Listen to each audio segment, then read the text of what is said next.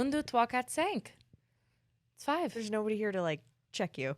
No, but it is recording and someone else can check me. Hello. Hello. Welcome to Honeydew Me. I'm Cass. I'm Emma. And we talk about sex, sexual feelings. Counting in French. Doing the dirty. Doing French kissing. We talk about relationships. We talk about yourself. We talk about wellness. We could go on and on. We also talk about ourselves. Yeah, we do talk about fair ourselves. amount, if you can get the gist that we love talking. Our vagines. Yeah. Our buttholes. Yeah, a lot about our buttholes. We've gotten a lot of feedback about that. But sorry, it's my business. I can do what I want. It's my business. So welcome. If you're joining us for the first time. Yeah. You're probably not, though. It won't be your last. So I have Cass is my dream reader. And I have like a quickie little dream to run past you. I thought you meant like the person you want to hear read the most. Like, you know, like a dream guest. My dream narrator. Okay. I love Lay when it she on reads me. aloud to me. It's actually a foreplay for me. She'll call me. She'll say, can you just paragraph whatever you're on right now? Whatever you're on. I don't care. No matter what you're reading. It's always the New Yorker. Wow. Wow. Elegant. Not my fairy porn books. It's always the New Yorker. So last night I had a dream that first I was in a Jennifer Coolidge musical. Okay. Which I was like the doo-wop in the back. I was the doo-wop. I was. We were learning how to like do Jennifer. Like, You sure you want to share this? You might want to create this.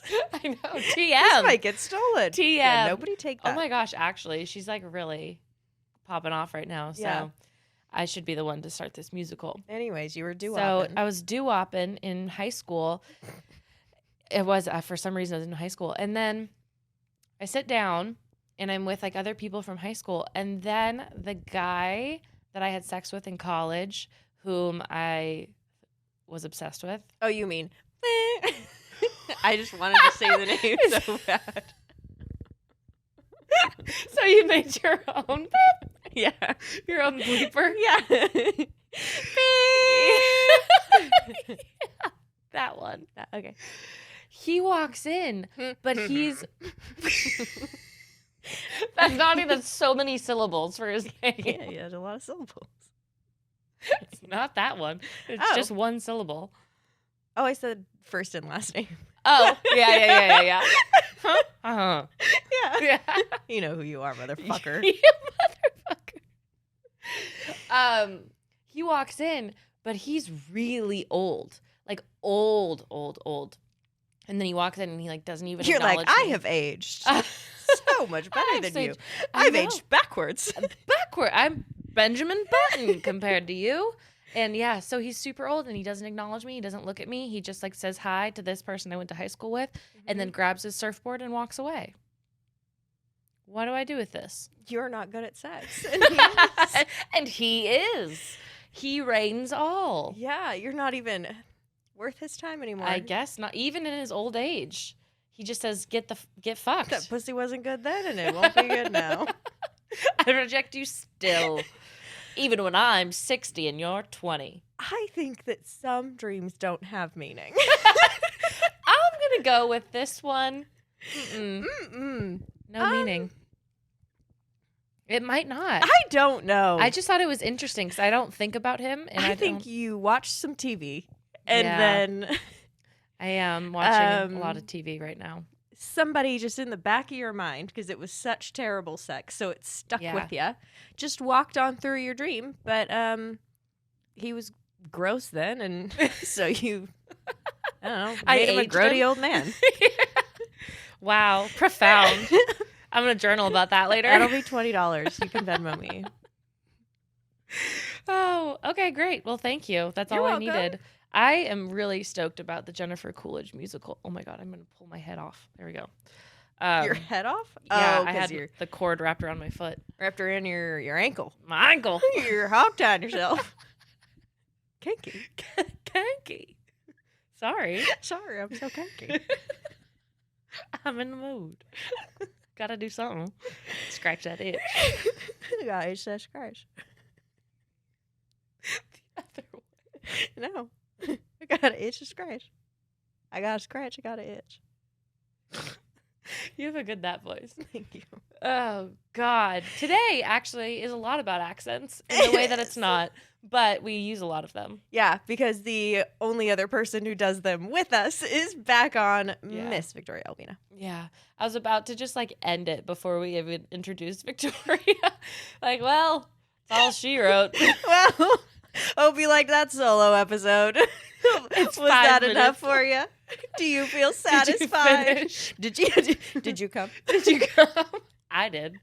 Thrice over. Yeah. So I don't know if you didn't come. There is something biologically wrong with you. You should get that checked out. Yeah. That'll be $20. Your copay is going to be $40 this time because that was so stupid. Of you. So stupid. Oh, yes. Victoria's back on answering your questions and or addressing your statements. Yeah.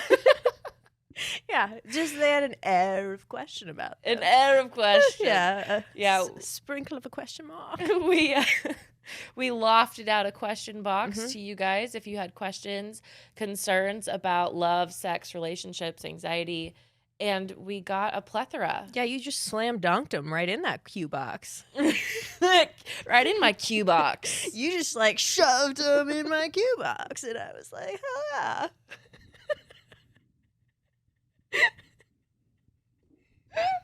I think we only need to record at 7 a.m. because that's when we're the funniest. The day hasn't weathered me yet. I'm surprised. It hasn't taken away my sparkle. I'm so happy right now. Okay, great. Yeah, so, I mean, you know what you asked, and Victoria's here to... You fucking know what you asked. Victoria's here to answer it. But, like, who better to tell you and help explain everything that's going on in your life and your little brain? Yeah. Who better? Who better? Not me, apparently. So I'm going to softball this one over to her. And, yeah, she's going to slam dunk it. So we'll see on the other side. That's sports, right? Did I just sport? You sported. Did I sport all over your face?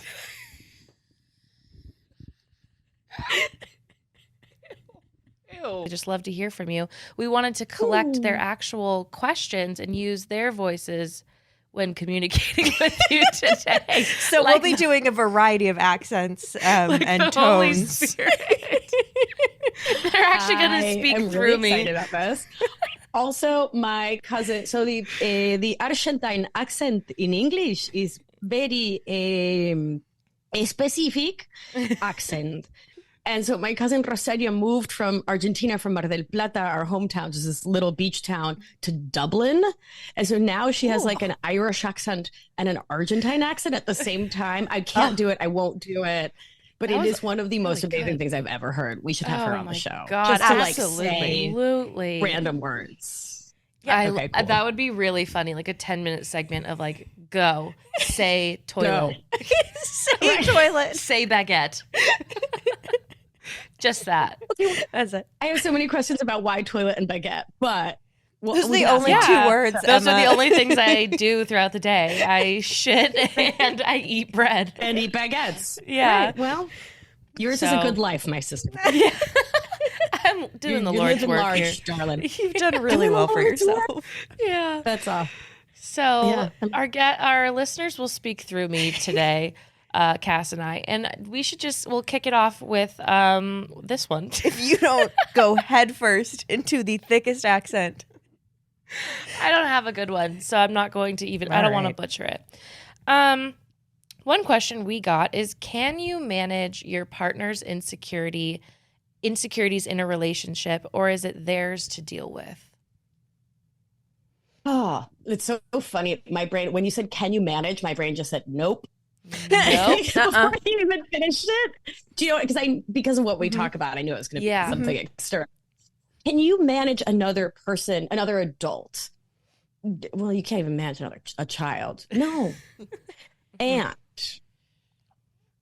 we can do the things that are possible to show up with love, with care, with kindness, with consideration, with thoughtfulness, with gentleness, with tenderness, while still honoring our truth and our needs, right? I talk a lot about the difference between being kind and being nice, right? So being direct, being a direct communicator, saying what's up, setting limits, setting boundaries, saying that doesn't work for me, I'm not available for that. That is kindness, right?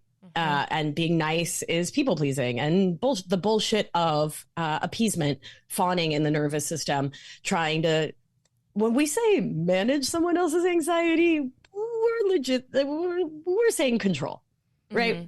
Like that's what we actually want to do, is like, yo, I love you, but you're really fucking anxious. And that is activating the anxiety in my body. And I don't know how to manage my nervous system. So I'm going to need to come over here into your space and manage your emotions and experience of life so that I don't have emotions I'm not really out here trying to have. And like, also, so beyond, can one, like, is it possible? Like, if you actually love someone, why are you trying to do that? Why are you trying to take away their opportunity to be with themselves, to manage themselves, to grow, to shift, to change, to become the fullest expression of themselves in this life, to manage their own karma, their own nervous system, right? Why are you trying to take that opportunity away from them? And I can answer that question because I love them. And because it really fucking stresses me out when they're stressed out. So start on your own side of the street and manage you. I always think of the words of the great psychologist and poet Shakira, who says, "Cuando hay que hablar de dos, siempre empezar con una misma." Right? When we need to speak of two, always start with yourself. God, that's a good one. What a great poet. Right? Yeah. I love me some Shakira, like some old school Shakira, like before the English thing happened, because I'm just not into it. You know, I want pies descalzos. I want my old school vintage Shakira. So anyway, she listens, so she'll get that suggestion from you, which is great. Okay, great. Yeah. Is she like in jail in Spain? Did that ever happen? Oh, I think it's on its way to happening. That's cool. How's she going to get her honeydew me there? I don't know. Actually, we're really big in Spain. So they actually just in play Spanish it jails. Yeah, in Spanish jails. Specifically, they'll play it for everyone in the mornings. That's nice. Okay. Oh, definitely. In the morning as part of their rec time. Right. I figured. So does that answer the question? What do you think? Yeah. What if your partner, though, thinks that you leaving them to be with themselves, you know, like not trying to manage their anxiety, what if they consider that like ignoring their needs? Yeah, in a relationship. They're like, well, I need you to not flirt with other people because that's a big insecurity for me. And the fact that you're ignoring that. Okay. So that's a whole different, I'll say, okay, let's pause and tease this apart, right? Because if your partner's anxious because you're crossing a limit or a boundary, that's a different story. My brain went to like partners of mine who've been like, we need to like cook dinner for this dinner party. I need to pick a recipe. I'm getting anxious. That's when I'm like, I trust in you and I have faith that you can take some breaths, you can meditate, you know, you can do your process and you can make this decision, right? Like, I don't need to jump in here and be your rescuer, your savior, your martyr, your saint, take over your life, make these decisions for you, which leaves you feeling ever less able to actually make the decisions and manage your anxiety. Right. So that's where my brain, right? That's sort of more, I don't think it's more quotidian, but like the quotidian anxiety, right? The like day-to-day getting stuff done, moving through the world, going through TSA kind of anxiety. But like, I set a boundary, I set a limit of like, we are mutually monogamous and everyone consented to that. So we don't flirt with other people. And if you flirt with other people, it makes me anxious. It is not your job to manage it makes me anxious, because there's nothing you can do about that. But it's 100% your job to uphold a line of consent that you agreed to. Right? So for me, it's less about like, I don't want to make my partner like make them anxious, because I know I can't do that. But I do know that if I agreed to not do something, I should not do it. Or like have a conversation. Right. Yeah. What if you don't agree with their insecurities? You know, like I feel like I haven't agreed with some of my partners where like they get insecure when I have guy friends, or they get insecure if I go out without them. And it's like, well, that's that's just me living my life, you know? And Right. so how do you manage when that comes up for your partner and you just don't agree? I think you get to be really clean and clear about it, by which I mean taking the judgment out, right? So not starting from like, oh, dude, come on. That's stupid. You think it's a problem that I have dude friends? Like if you're starting from there, right? If you're starting from judgment, if you're starting from your own, the pain in your own body, your own fears, your own work, like if you're starting from riled up, we're not going anywhere cute. Like there's just nowhere cute to go here. You know what I mean? And when you come to these conversations from judging them, oof, you've lost because you're outside of love, right? Because true unconditional love is, I see that this, me having dude friends, touches an insecurity, a pain point, is activating for you in your nervous system. I don't need to say like, dude, you're right. I'm going to drop my 7 best friends who just all happen to be dudes. But I'm going to hold space for the pain in you because I love you, which is really different from saying I'm going to change my life and do just like whatever you want me to do, right? Because that's when we get codependent with it, right? I need to manage your feelings by changing my life and negatively impacting me or taking me out of my joy in an attempt to not have you have a feeling, right? And so the interdependent choice there is one of mutuality and reciprocity, in which you come together to a collective understanding of your collective needs as individual people, but as the third party, which is the relationship. Yeah. And so for the health of this relationship, my request is that you take a look at your insecurity around me having male friends so that it doesn't become my responsibility to manage that for you, because I'm not taking it on. Like that is a heavy ass backpack that I will not carry for you. Like I can't, you need to carry that. Right. And so for me, that feels really different than flirting. But at the same time, like my partner and I could flirt in front of each other, and it's just part of our thing. Like that would be cute. You know what I mean? Right. Like we were on vacation. We were like, ooh, snap. She's so cute, huh? And like, right, like, but we can do that because that's, neither one of us is insecure about that. But it's really individual. Yeah. So I guess I'm just saying, like, it's not a universal, like, that's bad, flirting in front of your partner, but it really is about knowing your boundaries, your limits, and then holding space for whatever's getting activated.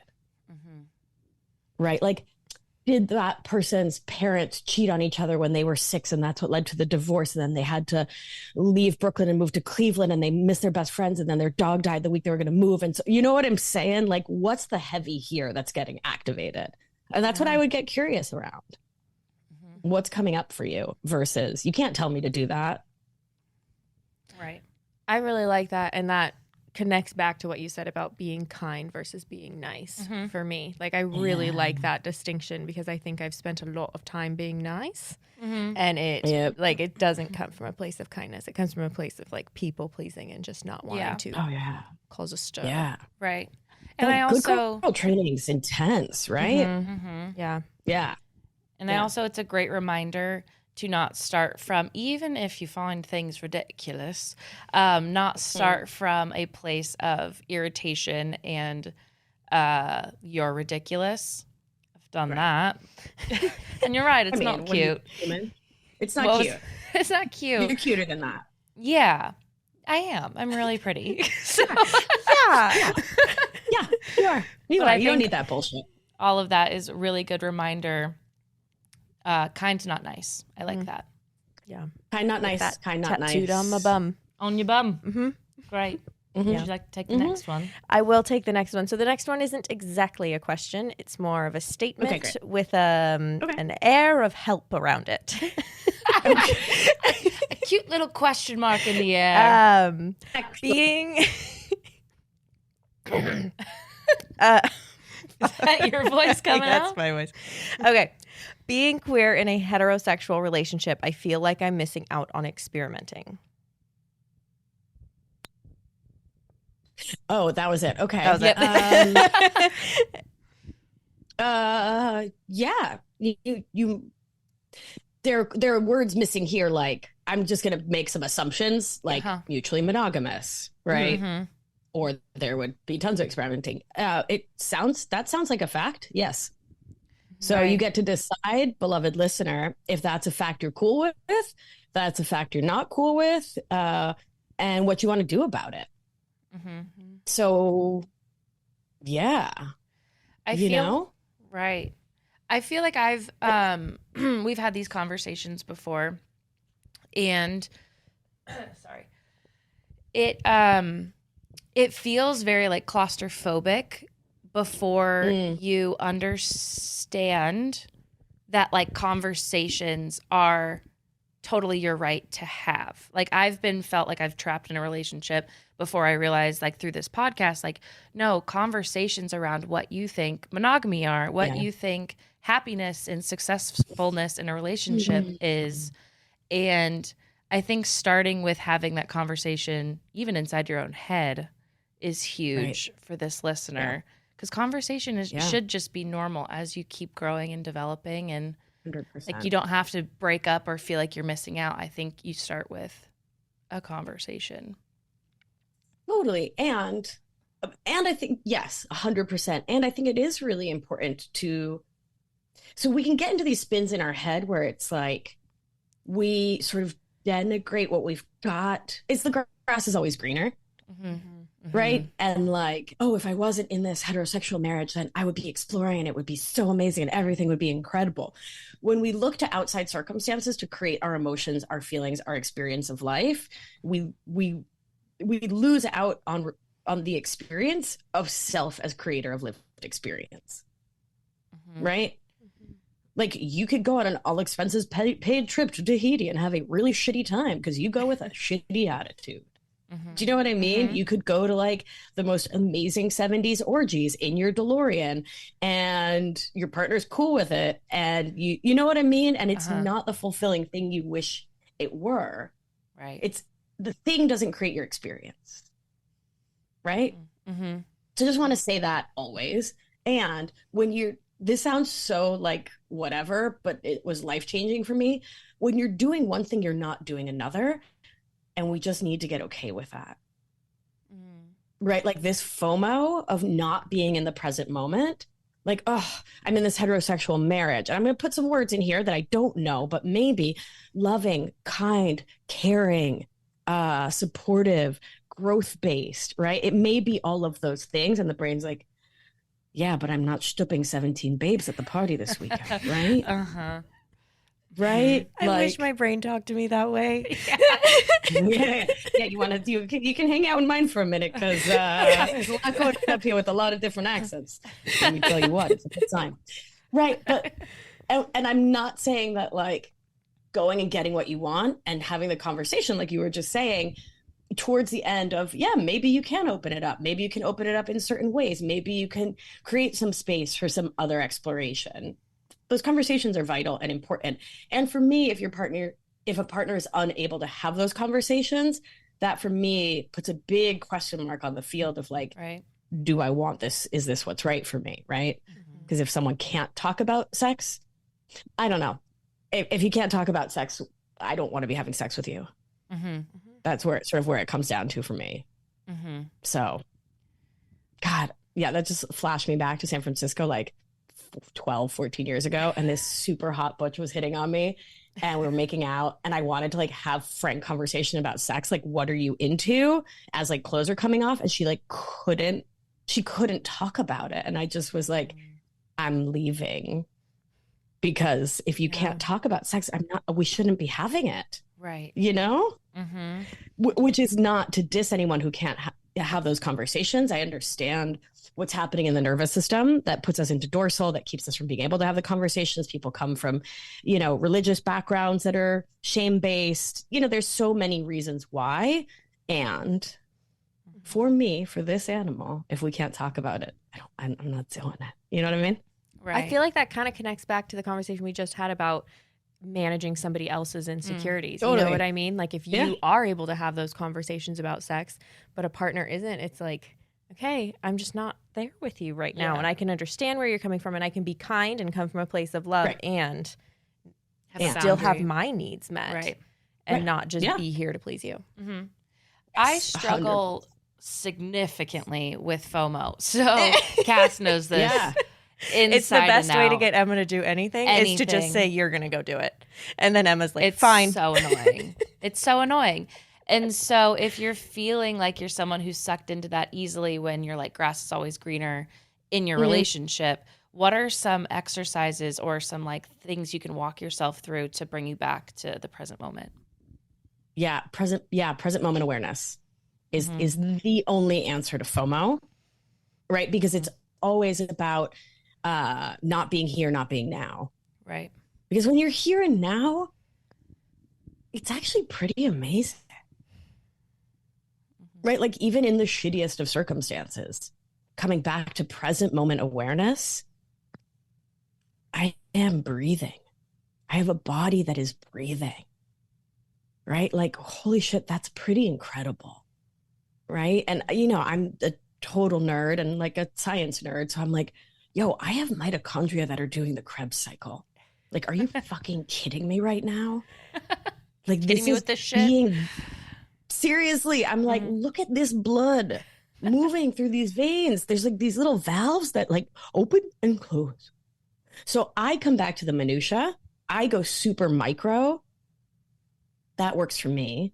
Just coming back to feeling the breath, right? And pausing long enough to remember that you are breathing and being breathed sometimes can create, like, it just puts a little crack in the story, you know? It's like the glass starts to crack a little. That story that like anything other than this moment is perfect. Because this present moment is the most perfect thing that there is. What do you think about that? I think it's calming. Sounds like a calm story that I listen to at night. Calm story. Yeah. All right. Do you think it would help you in the moment if your brain is like, oh, I want to like stay here and hang out, but also like Megan's having a party, but like, oh, so-and-so's going to the movies? Somewhat. I feel like my FOMO is so big sometimes that it'll take more of thinking about what you said earlier about grass is always greener too, where it's oh, you're always comparing to a moment that's not here. It'll be like mine is more like I need to talk myself out of it, but breathing would definitely help start being like, oh, this is a moment you're experiencing this feeling. Yeah. Let's talk ourselves down now that we're like back to the present. Right. Yeah. And I like the idea of using cognition, using thinking and mindset as a bridge towards a more somatic experience, towards a body-based experience, right? Because it's all about meeting yourself where you're at. And if what feels easy, warm, like, oh, okay, I can go there, is really getting in your brain and staying in your brain, I say do it. Mm-hmm. And then maybe invite yourself to consider that possibly in the future. Do you see how much space we're putting in there? Yeah, you like that? Yeah. Coming back to the body may be the way to ground you, center you, and bring you right back here, the place from which we need no escape. Mm-hmm. Right? Because when we're truly grounded and centered in our body, nothing is better. Like really being present in my body is the most, it's the most amazing show in all of this New York City. Right? It's the best thing that I could possibly do on any given Friday night in my beautiful Brooklyn. Mm-hmm. Right? That was quite the poem. Why, thank you. Yesterday I was doing a webinar and I was like, you know what you could do? You could come hang out with a dork that loves you. Referring to myself. And I've gotten like 45 emails and DMs this morning that are like, the dork that loves you. Yep. It's like, I say some shit, I just open mouth and the words come, and these are the words. These are the words. These are the that words. Was great. I got the words. I would be really curious to see what a mindfulness practice and potentially even a meditation practice could do for you around the FOMO. Mm-hmm. Because really, like, having 5 minutes, 10 minutes a day. And like, I will also tell you that like meditation is not unlike cocaine, that when you have a little, you want more, at least in my life, right? Like my partner and I sit together twice a day, and some like when life gets short and we're like, oh, only 12 minutes today, only 18, we're both kind of like, oh man, 30. Like you just, because it feels so good. And it's just, it really is the best show in town. So I'd just be curious. Right. How that could shift for you, right? And so like a mindfulness practice can really start with like, okay, every time I have a warm beverage, I pause and I just breathe and I feel the weight of the cup. I feel the density of the cup. I feel the temperature. I smell the tea. I taste it, or the coffee, whatever. Doesn't motor oil, it's irrelevant. I just get present, right? I get present with it. And I get present. And I like to start folks with something external to self, because it's a little less scary to the nervous system sometimes, right? Than being like, go inside your body and connect with your breath. Particularly, and I just want to say this loud so the folks in the back can hear me, if your body was the site of trauma, then all these yoga, influencer, hashtag whatever, go inside, feel your feelings in your body. That is a recipe for getting like legit triggered, potentially. And it's not where we start. It's where we end. But that end may take a year or 2 or 3 or 4 to get to. So just like, if you're like, oh, going into my body feels not very smartly. Yep. That is right. Honor that. Yeah. And so start with mindfulness that is outside. Start with mindfulness, like walking around your, like first thing in the morning when you walk to pee or walk to the kitchen, walk slowly and feel your footsteps. And just feel like my foot on the ground. And start like really cultivating minute mindfulness. And then let's talk when we record next about maybe a meditation practice that's like 10 deep breaths towards 1 minute of meditation, right? And building from there. Because for me, so there's a difference between practice and praxis. And I trust y'all to cut me off because your girl's going, as your girl will go. She's an Argentine and a Tuaca. All right. So, yeah, praxis. So practice is important. It is softball practice, right? Rehearsal. It is doing the thing so that you know how to do the thing. And when I teach somatics, body-based practices, which is that's the core of what I teach and do with my clients, we do different movements. We do different things to bring us into mindfulness and connection with our body in time and space, our body in the present moment, our body and an emotion. And the goal of all of this practice is praxis, praxis, living the thing. Where you're not practicing connecting with your body. You're not practicing connecting with your breath. You're not practicing letting your mind go blank, right? And by blank, I mean, opening up your mind to the great nothingness that is all and everything, but rather it's just how you're living, right? And so you're just living in connection with self, with your breath, with the world. You're just living mindfully. You're living from somatic bodily connection. And that for me has been that's the game changer, right? Is knowing that I am deeply present in this animal. And so again, there's nothing more delicious and amazing than being here right now with me. That's a ticket I'll buy. Also, like my friend Cara's in Madrid right now. And yeah, when I saw her pictures, I was like, oh, I want to be in Madrid because that's normal and natural and human. But those things become a blip of like, oh man, and not like, Yeah. Totally. Cool. No, I love that. That's such a deeper value to bring to yourself when you're feeling like external things are more valuable than being with yourself. So I love that. It also brings me back to our conversation from last time before, who knows, it's all a beautiful blur of presence during sex. Yeah. Right? Because it's the same thing. Right? It's you may not be having FOMO while having sex, and if you are, we need to talk. Yeah. But, you're like, I wish I was having different sex. Like, right? That's a different conversation. But like the mind wandering, right? You leaving the room, not being present. It's sort of part and parcel of the same thing of training the mind, right? Reorienting the nervous system to felt and embodied safety here and now. Because that's also what's at the crux and the core of this, is building enough internal safety so that it's safe to be here. It's okay to be here. It's okay to be with yourself. It's nothing but amazing. And you don't have to fly off to FOMO or doing the dishes in your brain or like, do we need more butter? I'm wondering if we want to stay on this comparison train for another question, because somebody else said or asked, how do I stop comparing myself to my boyfriend's ex? I'm struggling to feel comfortable. And I'm thinking maybe it might be somewhat similar to what we have talked about. Yeah, it does feel similar to me of, asking yourself, what is your brain trying to do? That's been one of my my favorite questions lately. Like, what's your brain up to?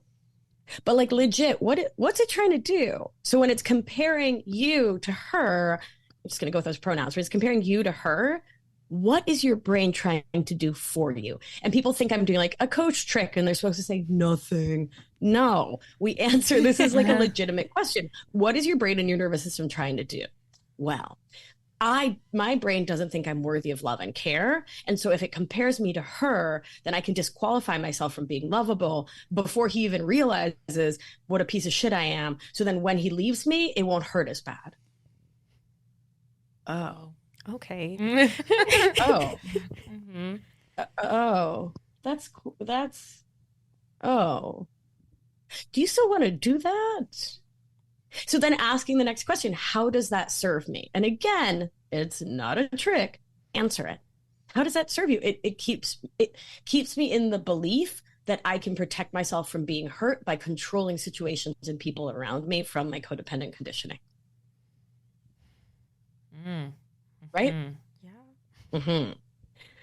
Cool. So from there, what does the part of me that believes this is the safest option for me? What does that part need so it can step into greater ease and comfort with me, for me? What can I do to bring it some greater safety? Right? And so maybe it needs a hug. Maybe it needs a walk. Maybe it needs to journal. Maybe, you know what I'm saying? Like, maybe it just needs to be heard. Maybe it needs to sit with you. But you don't know until you ask, until you get into conversation, until you start to really show all the parts of you that they are valuable, they are important, they matter with you. Their opinion matters, right? And their goals for you: don't die, don't be rejected, don't be abandoned, don't be left to die cold and alone on a mountaintop, right? Keep the village happy with you, people please them, appease them, fawn. Do it, right? That is towards the goal of love and safety for you. And so that is really truly befriending our nervous systems, the parts of us, all the internal motivators, for me, is one of the most important parts of our healing work, because you're not driving the bus, you're not making your own adult decisions, while there are all these like unbridled parts of you screaming, oh, we're going to be rejected and die. And so befriending them, not in some cursory like, oh, hey, what's up? But in a like ride or die, you and me, for real, like we are in this life, in this body, in this psyche together. Let's really connect. Like, let's really be a team. That is what radically changed my life, and that's one of the processes I do with my clients, and has radically changed hundreds of lives, because it really shifts the dynamic internally. So you're not subjugate to some voice that thinks you're 4 years old or 8 years old or 14 years old. You can be your whole integrated, autonomous adult self when all the parts of you are on board with that being true. It is most easy to be that version of yourself. And addressing it like that also for me, takes away the shame of like, that's a really shitty thing that you're doing right now, is like comparing yourself to your ex. Like you're being a really shitty partner, and shame, shame, shame, shame, shame, you know, like all that stuff. Yeah. I mean, that's for me, that's why I'm so obsessed with the nervous system stuff, right? And all the somatic work and the parts work, because it's not you. It's the fact that you're a mammal, right? Like when you go into sympathetic and you get activated, you're like, but I'm really anxious. Like, what if she's prettier than me? What if she's better than me? What if she like smells better than me? What if she like she doesn't have as many split ends as me? What? It's because you're a mammal and your body sees losing this person as threat. So then the next level of inquiry I would get into is what's the part of you that sees losing this person as threat? Like, let's get curious there, because like that's feeling a little too, you know what I mean? Like, are you emotionally outsourcing? So for folks new to my world, I work in the areas of codependency, perfectionism, and people pleasing, which I call emotional outsourcing, because I don't like any of those other words. So let's make up our own words. We're very postmodern. So emotional outsourcing, right? Giving away your power, your emotional, the management and regulation of your emotions to others. Saying others create my feelings, like we were talking about earlier with like circumstances and FOMO, that creates my feelings. No, you get to create them, right? In working hand in glove with your nervous system, of course. And so like, what is it about this person potentially, I don't know, liking that other woman's feet better, that like has you going into the spin of I'm not enoughness? Right? Like, why is that located outside of you in your partner? Do you know what I'm saying? Yeah. So that's a place to get really curious. And then finally, I would just remind yourself, if your partner wanted to be with that other person, they would be with them. And they're with you because they want to be with you. Right. Which is like really hard to remember sometimes. So like, I'm not out here like, duh, but I'm like, just put it on a Post-it. Remind yourself. Right. You know? I feel like conversations around insecurities, I feel like there's a lot of stuff wrapped up in that as well. And we recently had an episode where we talked about, you know, like being a chill girl, being a cool girl. And I feel like talking about your insecurities is like not cool, not chill, because then you come off as insecure. And when does it become important to like not only do this internal work, but also talk about this insecurity with your partner? Talking about your insecurity doesn't make you not chill. Not talking about it and then acting from it, like that's some shitty shit right there. Right? Like, let's compare and contrast. You're like having a cup of tea with your partner, sitting on the couch, and you're like, baby, I'm insecure because X, Y, and Z. And here's how I am supporting myself. We always start there. Shakira taught us. Here's how I would like you, right? Praise be. Here's how I would like your support around this, if that you're available for that. That's hella chill. Like, that's dope. Like, that's amazing. That is, oof. That is sexy and delicious. Like, y'all are going to have really good sex after that. Right? Versus, I don't want to talk about not like having insecurities because that's going to make me seem chill. And then like, he texts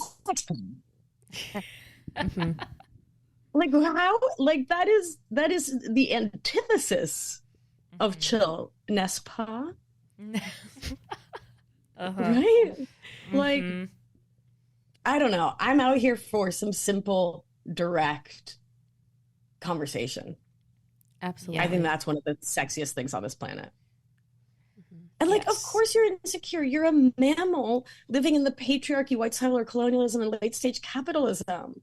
All day long, we're sold, you have cellulite and that means you're terrible. Here's an $80 cream. Oh, have you considered Slim Fast? What about this diet? What about dye your hair? What about you shouldn't have hair? Why aren't you hairless? You should grow more hair.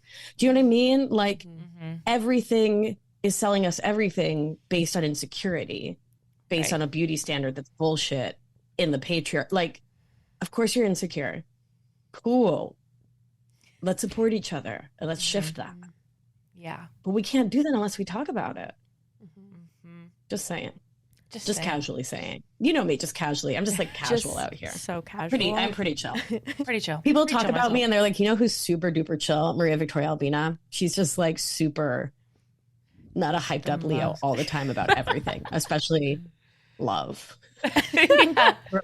She has few words on that, actually. Few Yeah. words. Very. So, Yeah, little people, it's useless. actually like a real problem for me, my lack of intense verbosity. Yeah.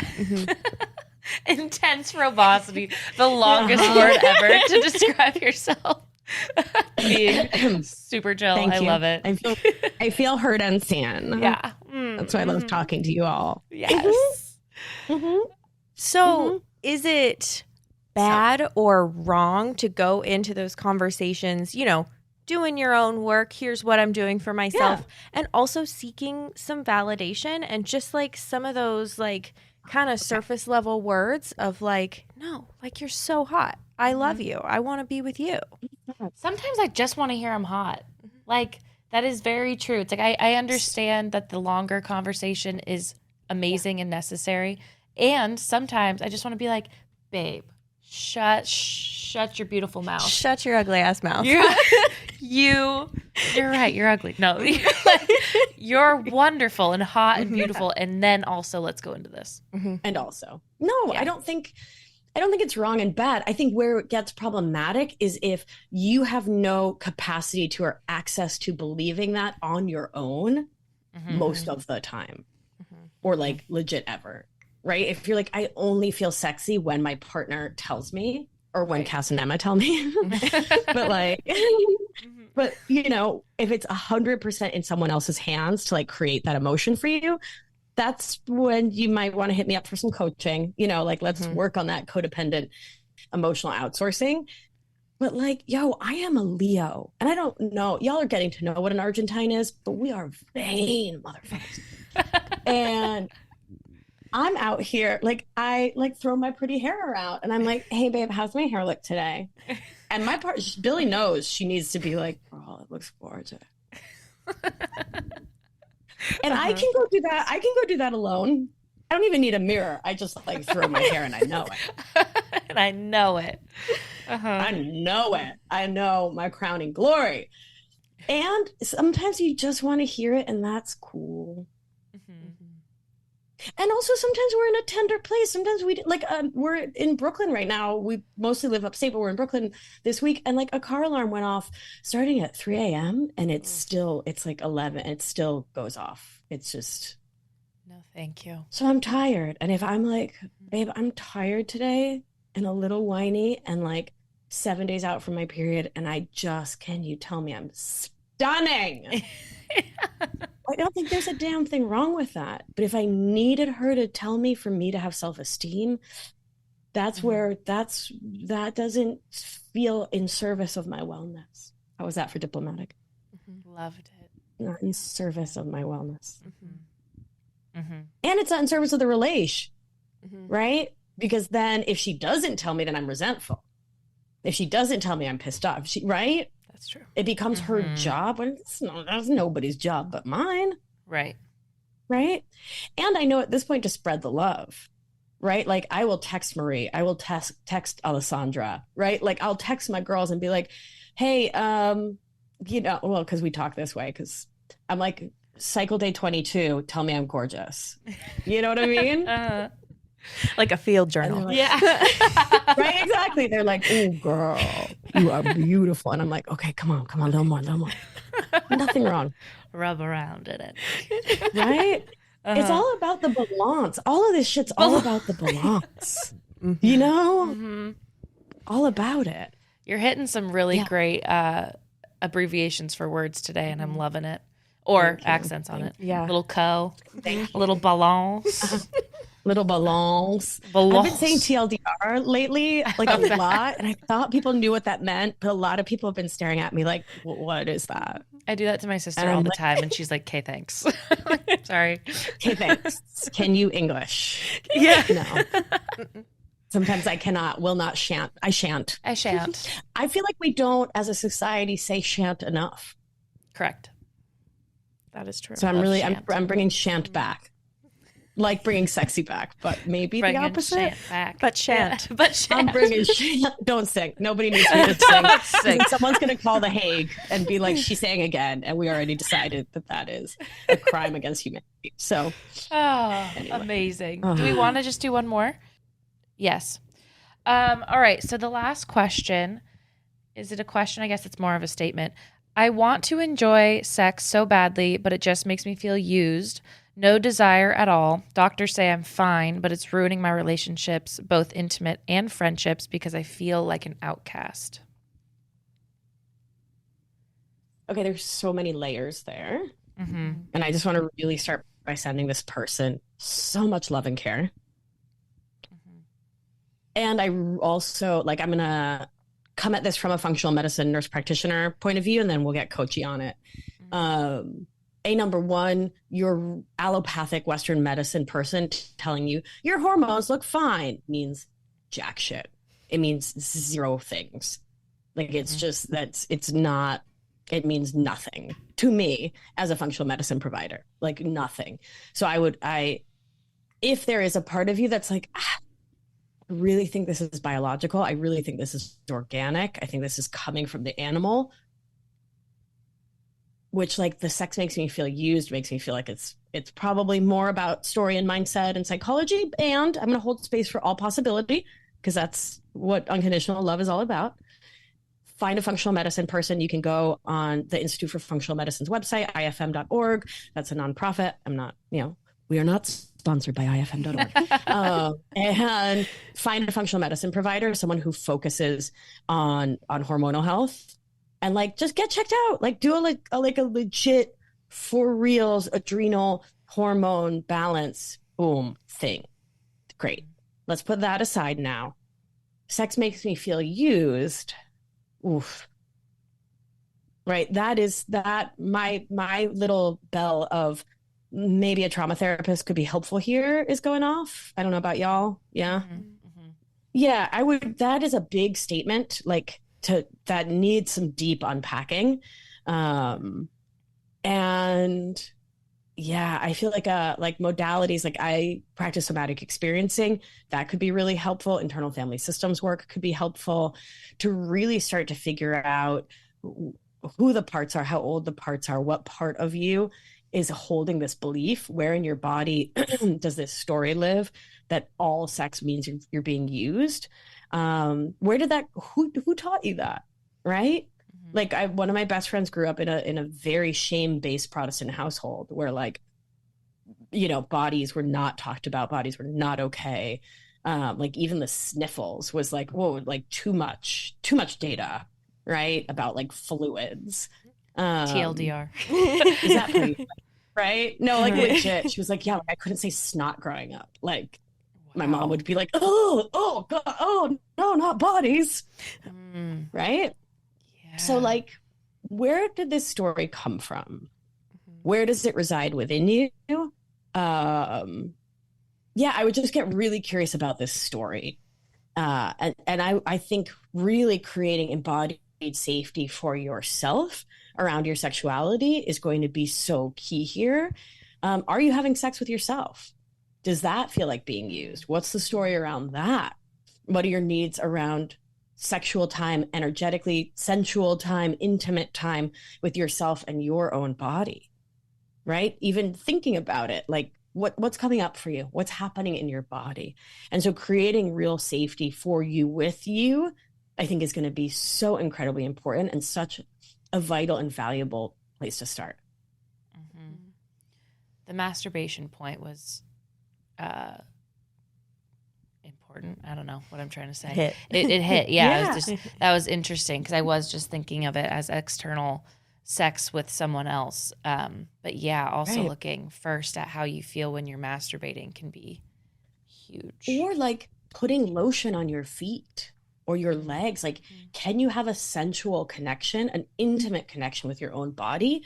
Or is it, that slapdash, like, I don't want dry feet, gonna slap some lotion on, put some socks on, off we go. Like, how are you relating to your own physical form?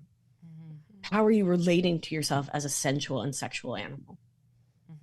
Right? Like, could you put some oil on your elbows for like a few minutes and have it be like, oh, wow, the texture of my skin. What pressure do I like? Like, what does it feel for me to show up and be with me? It doesn't even need to involve genitals or sex or orgasm. Like, what is it to have a sensual relationship with your own thigh? And is that available to you? And do you even want that? Right? So even backing up as well, and like, what are your goals? What do you want from sex? What do you want sex to be like? And how can you create internal safety for yourself that can make that possible? Mm-hmm. This is a big, juicy one. There's a lot to unpack in this one. Mm-hmm. The part that really stuck out to me in this question statement experience is about the last part about being an outcast. I think that's so hard. And obviously we talk about sex constantly on this podcast, but speaking directly to you, the listener now, we do not always have, like, we're not out here having amazing, incredible sex daily or anything like that. Like me right now, I also have no desire. I'm going through a bunch of medical stuff. So I'm not having sex really at all right now with myself or with somebody else. And it's like, you're not an outcast. You're not alone in that. It's not like totally just all this amazing sex is happening for everyone all around you and you're just missing out.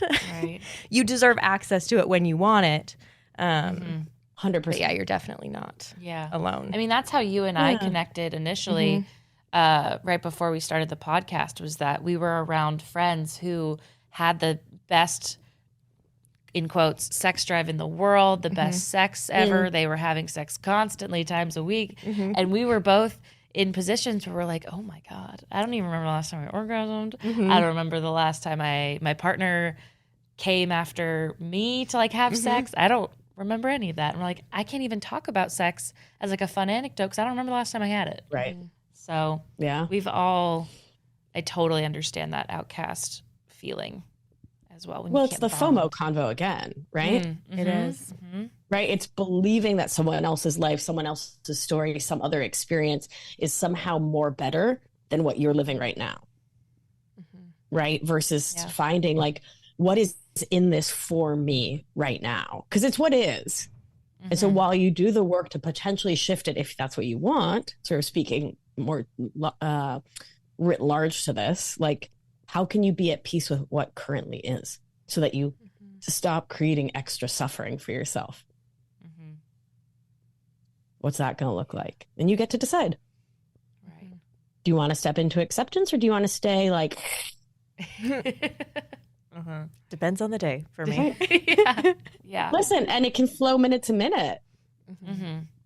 Right? And that's, what we were saying before about befriending your emotions. And when the like grump comes about it, hi grump, I see you. What do you want from me? What are you trying to create for me? What are you protecting me from? What's up, grump? What's up, pissed off? Right? And holding space and love for that. So then something else can come that might feel more aligned with your actual goals for your life and your sex life. I love that. Me too. That you was also wonderful. don't need to keep telling the story I'm an outcast. Because as long as you keep, let's talk neuroplasticity for 2 milliseconds. Neuroplasticity, your brain, plastic is moldable, changeable, shiftable. Our brains can change. So if a belief is a story that you've told over and over and over and over and over again. A story is a thought. That's all it is. So as long as you keep telling the story, I'm an outcast because I'm an outcast because I'm an outcast. I have no sex drive. I have no sex drive. I have no sex. Okay. That's turning into concrete in your brain. Right. And so I'm not out here like, just change your mindset and everything improves. But like, also change your mindset and everything improves. You know what I mean? Like, it's both. Yeah. Right. Plus getting the biological workup, plus working with somatics, plus, right? But not changing your mindset means your mindset doesn't change. So yeah, that's actually keep telling that story. Yeah. Even reversing just the sentence, it hits different, which is crazy. Yeah. That was woo. Woo. Wrapping As that usual, there. we're on That was good. fire. Yeah, we fucking are. Always. That went by in a flash. Where can our listeners continue connecting with you after this episode, besides in the next episode that we will be doing together? Oh my, I never thought you'd ask. So if you I head know, it on was a shock. God, I'm like so stunned. Me? Oh my God. So if you head on over to victoriaalbina.com/honeydew me, you can download a complimentary suite of meditations, inner child exercises, nervous system orienting exercises. They are FREE just for you as listeners of one of the two best podcasts on the planet. The other being Feminist Wellness, which is my podcast. It is for humans of all the many sexes and genders who believe in equality and also living a life that is really fucking dope.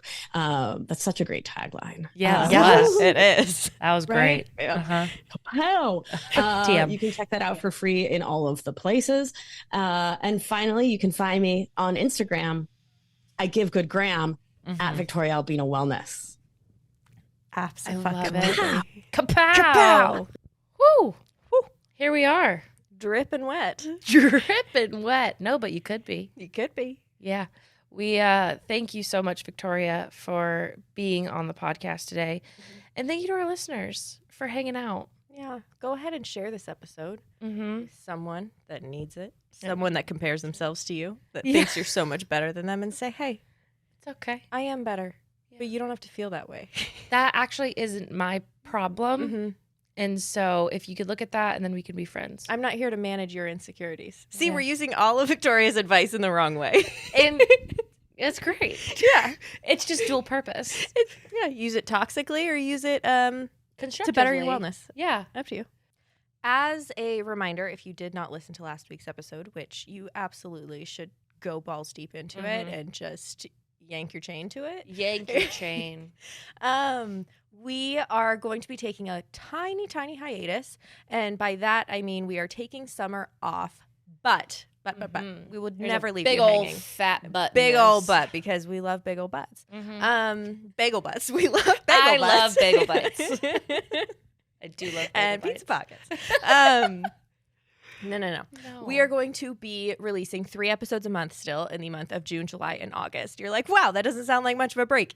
It's not. It's not. You're absolutely correct. We can't get enough of you. We just can't. 2 of those episodes are going to be re-releases, so we're going to dive headfirst into our vault, pull some of our favorites, record new intros so that you can hear our latest insights and wisdoms. And then the 3rd episode is going to be just like a little solo catch-up, a tete-a-tete. Excuse me. Tete-a-tete. Tete-a-tete? I don't know. How do you say that? What are you saying? You're the one who speaks French. I don't know what you're saying. Okay. We're going to do a little catch up. A little back and forth. Look. What's the Correct. second? You watch New Girl, you get that. Yeah. So yeah, that's just a little reminder. We have a month and a half left. Yeah. So that's doesn't start until June. It'll be through the summer, and then we're coming. 2 months left. Yeah, we've got some months left. Yeah. And then we're gonna come back beginning of September. Biggest balls you've ever seen. Huge. Do you like these big balls? You like these big balls? That's another thing from last episode. So if you don't get that, we're gonna say it every time. So you better go get it. Yeah. Go get it. You better go get those big balls. Yeah. Bigger, better things are coming, not just balls. We have a little thingy in our Instagram bio that if you have suggestions for these updates to Honeydew Me, we would love to know. What do you want to see more of? Don't tell us what you want to see less of, because that'll hurt our feelings. And I don't care. Yeah. I'll do it harder. I'm going to do it more and harder. Yeah, like that one person who said they made a fart joke. We made a fart joke every episode since that, so it's going to backfire on you. And I mean that. It's going to backfire real stinky like. Real nasty like. Yeah. Yeah. All right, I got to go to work. Yeah. Let's wrap this up, and we'll see you next week. Yeah. Head on over to Apple Podcasts, rate, review, and subscribe to Honeydew Me. You can leave us a written review. You can also rate us on Spotify, and I'll leave you there, and I'll see you next week. You horny toads. Yeah. Bye. Go off, come hard. Bye.